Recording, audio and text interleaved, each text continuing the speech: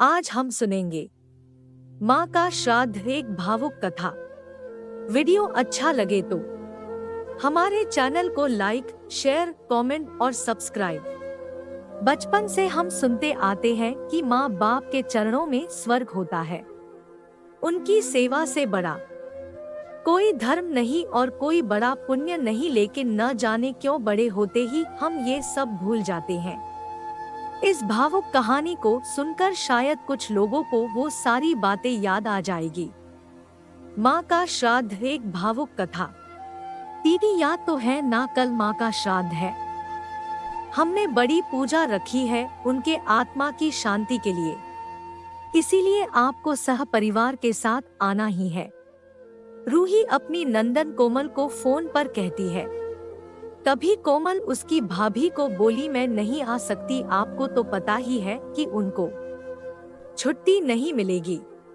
अरे दीदी ऐसे कैसे, माँ के जमाई और बेटी उनके श्राद्ध में नहीं आएंगे तो उनको शांति कैसे मिलेगी, इसीलिए आपको आना ही पड़ेगा, बाकी मुझे कुछ भी नहीं पता। इतना बोलकर रूही ने फोन रख दिया। इधर कोमल पुरानी यादों में खो गई। जब उसके पापा की मृत्यु हो गई थी तभी कोमल अपने मायके गई हुई थी। कोमल को माँ बोली, बेटा तुम्हारे पापा मुझे छोड़कर अकेले ही चले गए, पता नहीं अब किसके आधार पर छोड़कर गए। माँ कोमल के गले लगकर रो रही थी। तब कोमल बोली, यह सब लोग तो है ना भैया, भाभी और बच्चे, तो चिंता क्यों करती हो। कोमल कई दिनों तक अपनी माँ के पास रहकर आई थी, लेकिन हमेशा ज्यादातर फोन पर बोलना होता था, कभी कॉल पर तो कभी वीडियो कॉल पर बोलना होता था। बेटा क्या बनाया तूने, एक दिन माँ ने वीडियो कॉल पर पूछा। माँ आलू की सब्जी और रोटी बनाई है, कोमल ने जवाब दिया। माँ बोली, अरे वाह। सब्जी का नाम सुनते ही माँ की आंखों में एक अलग ही चमक देखने के मिली जो कोमल को दिखी। तभी कोमल माँ को बोली, माँ तुम्हें खाने का मन हो रहा होगा तो भाभी को बोलो बना कर दे। कोमल हंसते हुए माँ से बोली। तभी माँ बोली, नहीं नहीं, अब इस उम्र में आलू कहाँ पचते हैं, मैं तो ऐसे ही बोल रही थी। जब तुम्हारे पापा हुआ करते थे तब बहुत बार बनाती थी। भाभी का तो नाम लेते ही जैसे माँ की आंखों की चमक गायब सी हो गई। माँ ने कॉल रख दिया। माँ को क्या हो गया, ऐसे क्यों बोल रही थी, वह सब ठीक तो होगा ना। कोमल अपने आप से बातें कर रही थी। ऐसे बहुत बार खाने की बातों पर बातचीत होने पर माँ की आंखों का भाव बदल जाता, लेकिन ऐसा क्यों था वो समझ नहीं पाई। लेकिन इसके पीछे का राज उसके समझ में आया जब वह छुट्टियों में 2 दिन के लिए मायके गई थी। एक दिन कोमल माँ के कमरे में माँ के साथ गपशप कर रही थी, तभी दीदी खाना खाने चलो। रूही माँ के कमरे में आकर कोमल को बोली, चलो माँ तुम भी खाना खा लो। कोमल उठते उठते हुए बोली, अरे दीदी नहीं नहीं, माँ को क्यों तकलीफ देना, वह यहीं पर ही खाना खा लेगी, आप चलो। रूही बोली, लेकिन भाभी, लेकिन वेकिंग कुछ नहीं दीदी, आप चलो, माँ के घुटनों में दर्द होता है, इसलिए माँ कमरे में ही खाना खाती है। रूही स्पष्ट रूप से बोलती है। तो फिर भाभी मेरा भी खाना यहीं पर लाओ, हम दोनों साथ में खाना खाएंगे, ऐसे कोमल अपने भाभी को कहती है। इस पर रूही कुछ नहीं बोल पाई, लेकिन कोमल को साफ तरीके से समझ में आ गया कि रूही को यह सब पसंद नहीं आया। वह चुपचाप वहां से निकल गई और थाली में पूरी सब्जी, रायता, आचार लेकर आई और माँ के लिए खिचड़ी। माँ यह क्या है, तुम यह सब नहीं खाने वाली हो क्या, कोमल माँ को बोली। उतने में रूही बोली, अरे दीदी, माँ को यह सब हजम होता ही नहीं, इसलिए मैं उनको खिचड़ी और दाल ही देती हूँ। इतना बोलकर रूही वहां से निकल गई। माँ ने अपनी प्लेट उठाई पर माँ का ध्यान कोमल की प्लेट पर ही था। यह देख कोमल सुन सी पड़ गई। उसने माँ के मुंह में एक पूरी का निवाला डाला, लेकिन माँ ने मना कर दिया।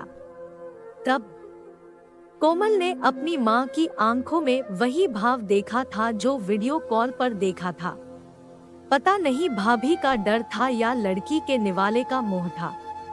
तब भी कोमल ने पूरा खाना माँ को खिलाया और खुद खिचड़ी खाने लगी। 2 दिन कोमल वहीं पर थी और कोमल माँ को उसकी प्लेट का खाना खिलाती और खुद खिचड़ी खाती। ऐसे 2 दिनों तक चला। माँ के बहुत मना करने के बाद भी कोमल मात्र जिद में माँ को खाना खिलाती थी। वह बोली, भैया मैं कुछ दिनों के लिए माँ को अपने घर ले जाती हूँ। घर जाने से पहले कोमल ने अपने भाई तन्मय को पूछा। वह बोला, क्या तुम्हारा दिमाग खराब हो गया है? लोग क्या कहेंगे? बेटा माँ को तकलीफ देता होगा, इसलिए माँ अपनी बेटी के घर रहती है। तन्मय गुस्से में बोला, अरे बाबा सही तो बोल रहा है वह। माँ बेटी के घर जाती है क्या भला? तू आराम से जा अपने घर, मेरी चिंता मत कर, मैं यहाँ खुश हूँ। बेटे की बातें सुनकर माँ बोली। कोमल ने बहुत जिद की, लेकिन माँ बेबस थी। कोमल उदास मन से अपने घर वापस आई। कुछ दिनों बाद खबर आई कि माँ अब नहीं रही। इस खबर ने सब कुछ खत्म कर दिया था। कोमल को पता था कि माँ कितनी तकलीफ से गुजरी, लेकिन माँ को दूसरा लड़का नहीं था बल्कि एक लड़की थी, इसलिए वह कुछ नहीं कर सकती थी। कोमल अकेले ही माँ के श्राद्ध में आई। आज माँ के श्राद्ध में 56 तरह के भोग बनाए गए। सब लोग मजे से खा रहे थे। लोगों ने रूही और तन्मय की वाहवाही करने में कोई कसर नहीं छोड़ी। दुनिया में सबसे अच्छा बेटा और सबसे अच्छी बहू कह रहे थे उन्हें। माँ के गुजर जाने के बाद इतना विचार कर रहे हैं, तो माँ जिंदा थी तब कितनी सेवा की होगी दोनों ने। कोमल दुखी होकर माँ की तस्वीर की तरफ देख रही थी। तभी दीदी चलो आप भी खाना खा लीजिए, रूही कोमल को बोली, जो माँ के रूम में माँ की तस्वीर सीने से लगाकर रो रही थी। वह बोली, नहीं भाभी मुझे नहीं खाना। लेकिन क्यों?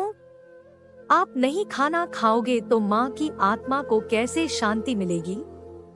रूही कोमल को बोली, भाभी जिस खाने के लिए मेरी माँ जब जिंदा थी तब तरसती थी, उसे मरने के बाद दे रहे हो तो वो कैसे तृप्त होगी? सोच कर देखो एक बार, आज आपने पकवानों का ढेर लगाया है। माँ जिंदा थी तब आपने उनकी मनपसंद खाने के 2 निवाले खिलाए होते तो माँ वैसे भी तृप्त हो चुकी होती। वही माँ का असल में श्राद्ध कहलाता।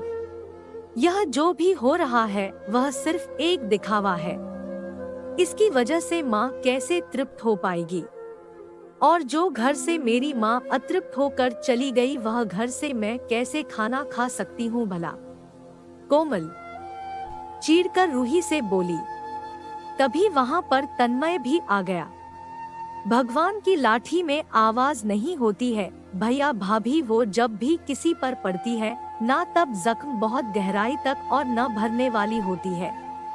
आप भी तो 2 बच्चों के माता पिता हो, लेकिन मैं भगवान से दुआ जरूर करूंगी कि आप जब तक जिंदा हो तब तक आपको अतृप्त ना रखें। माँ ने तो अपना वनवास भोग कर कहीं नया जन्म लिया होगा, लेकिन आपकी जिंदगी बहुत बड़ी है। कोमल यह सब बोलकर माँ की तस्वीर लेकर चली गई। पीछे रूही और तन्मय की गर्दन शर्म से झुक गई। दोस्तों, माँ बाप जिंदा है तब तक उनकी सेवा करना, उनकी हर इच्छा पूरी करना, वही उनका असली श्राद्ध होता है। उनकी मृत्यु के बाद कितने भी 56 भोग बनाए सब व्यर्थ है।